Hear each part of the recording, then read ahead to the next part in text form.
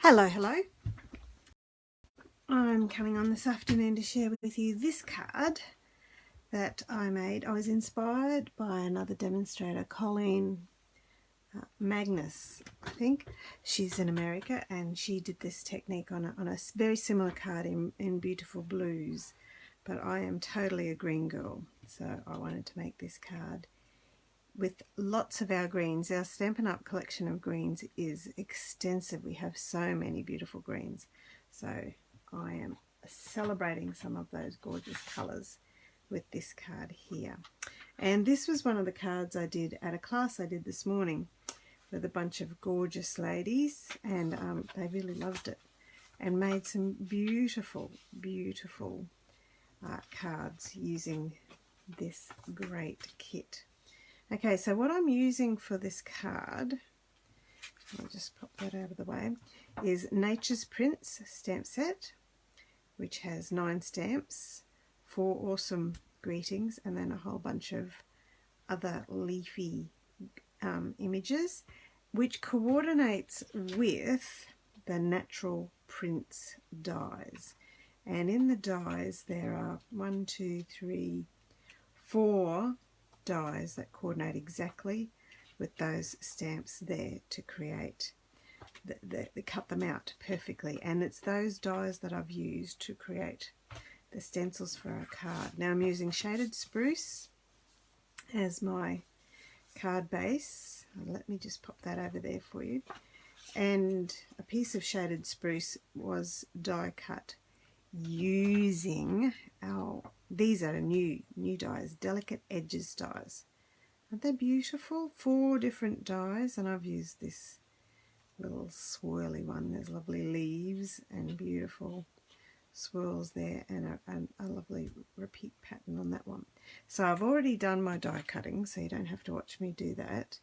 And these are the 2 pieces here. Okay, so those are the 2 lovely dies. This one hasn't quite popped out all the bits and pieces. I'll just do that just before I pop them aside. Okay, and then I'll use my Take Pick tool to pop out the last couple of pieces. There we go. So there's that one and that one. One more piece on that one. Ready to go when we're ready to put them on the card. Sweep that out of the way. Okay, put that piece over here, and we don't need those 2 pieces. So now it's up to the stamping. Now I'm just going to use my PS mat to help me stamp on my desk here, and a piece of scratch paper over the top. Rightio, so I've got, the card's a very basic card. It's just got the card base and then white for inside, and the front exactly the same. So we're basically going to do the same stamping, just leaving a bit more space on the inside for a greeting. Okay, alright, now the first colour I'm going to use is Shaded Spruce. Just move you lovelies up there. And do hello there for my greeting for the inside of my card. Hello there. Alright, and while I'm doing greetings, I'll do my best wishes for inside. Flip that over. I've already got a fingerprint using Shaded Spruce. My Shaded Spruce ink pad is very juicy. So there we are. Best wishes and happy thoughts. Okay, so that's my 2 greetings done. And while I'm using my Shaded Spruce, I'm going to use the large leafy image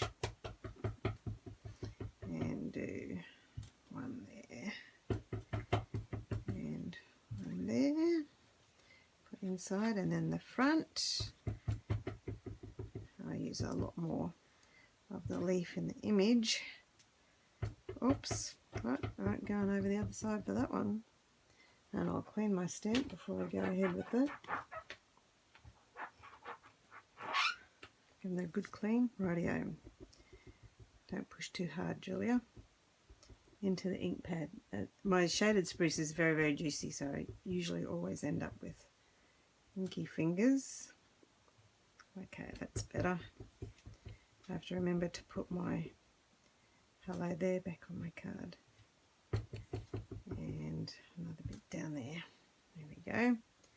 Okay, that'll do for that one. And stamp my hello there again. Down there. There we go. Alright, close that one up. Next I'll stamp this lovely image with Pear Pizzazz. And I'm basically just creating my own designer paper here, really. One there, one there, one here. Creating a little forest for my greeting.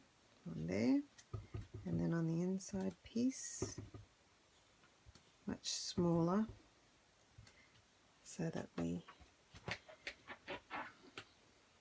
have room to write to the recipient. And then the next one I'm going to use is this lovely fern. This is actually my favourite image from this stamp set, and using garden green for this one. There we go.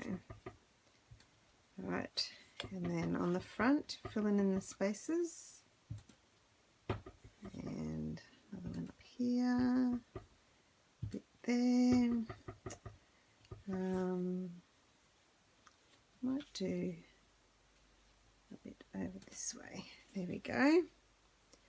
Alright, so that's my fern.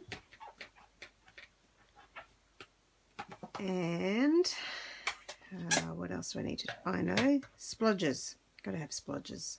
Splodges to fill in the spaces so that it's a complete image. So I'm just going to stamp a few splodges with soft sea foam. Very subtle colour up there. And then on my inside piece, got a thing crawling around on my table. Go away, you. Splodge there, splodge there. It's probably trying to run away from the rain. We've had so much rain lately, and it's just started again actually, if I look out the window. Alright, so that's my basic stamping all done. Now comes the magic. And as I said, I used the dies, which coordinates with this stamp set, and use vellum as well, because that way I can see through it, and cut out 2 of the dies that coordinate with 2 of the stamped images. So I did the really large one and just this one with this foliage. So then I layer that over the top, and I'm going to use the same colour. And I've got Pear Pizzazz. This is the Pear Pizzazz one. I'm using my Pear Pizzazz blending brush and just putting a little bit of colour over there, so then when you take it off it fills in the image just beautifully. And as with any blending, the more ink you put on the brush, the deeper the tone. You can build it up slowly but surely. There we go, a bit darker that time. And the last little bit here. There we go. Okay, that's the Pear Pizzazz done on that one. Can you see the difference? So when the stencil is used and before the stencil is used. So a couple of my ladies at the class this morning had a very light touch. Some preferred a much darker blended image. So just, you can tailor it to suit your own tastes really. So, and also if there's plenty on the brush, you don't always need to re-ink as well if you like a soft tone. I'm going to get a bit more there. There we go. So there's that one. What else have we got? One over here. So I've got this mask. I'm going to keep it in my stamp set with my stamps from now on, so I can use it whenever I want to do this fun project again. This was actually a card I shared on my blog on Sunday night we had a fabulous hop with a whole bunch of other demonstrators giving you some great ideas for using the blending brushes. So a bunch of blending brushes techniques.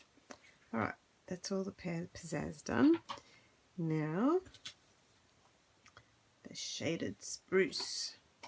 Now this shaded spruce is a very dark colour, so there's quite possibly plenty of ink left on my brush here. So I'll see how I go without inking up my brush. There's plenty of colour, as you can see. There we go. So there, look at that. Isn't that lovely? And here we are.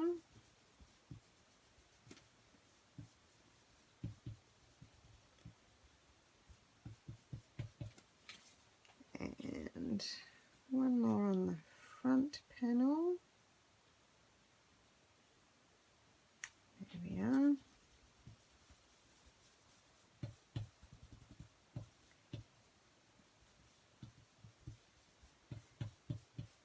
Right, so that's the front of my card. Look at that beautiful forest image.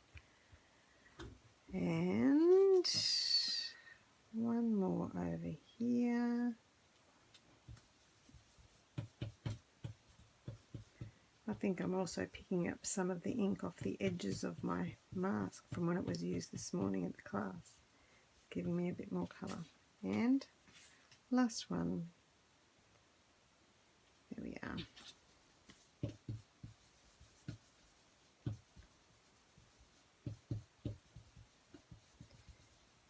Okay, complete.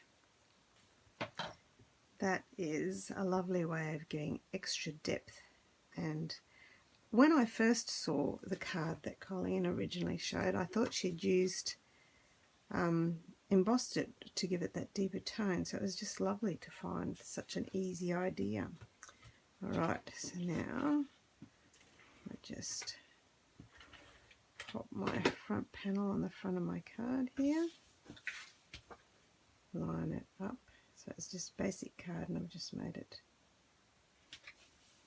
a little bit smaller all the way around, and exactly the same for inside. That way no one gets confused about which piece is for inside and which is for the front. Alright, and then to tart it up a bit, I've got my little beautiful die cut vine there. I'm just going to add a few little drops of, hang on,